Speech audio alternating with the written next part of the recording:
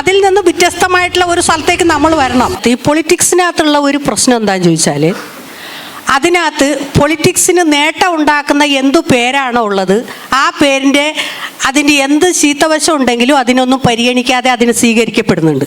അത് പൊളിറ്റിക്കൽ മേഖലയിൽ നടക്കുന്ന ഒരു പ്രക്രിയയാണ്. ശരിക്കും അതിൻ്റെ ഭാഗമായിട്ട് വരുന്നതാണ് അത്തരൊരു സംഭവം.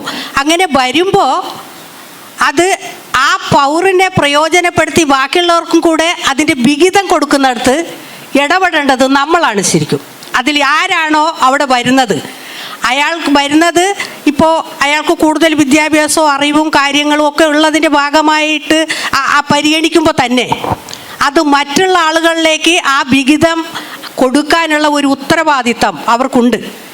എല്ലാവരും ശരിക്കും ആ വിഹിതം കൊടുക്കാറില്ല. അത് തന്നിലേക്ക് എങ്ങനെയാണ് ഒതുക്കുക, അടുപ്പിക്കുക എന്നുള്ളതിലേക്കാണ് ചിന്തകൾ പോയിക്കൊണ്ടിരിക്കുന്നത്. അതിൽ നിന്ന് വ്യത്യസ്തമായിട്ടുള്ള ഒരു സ്ഥലത്തേക്ക് നമ്മൾ വരണം.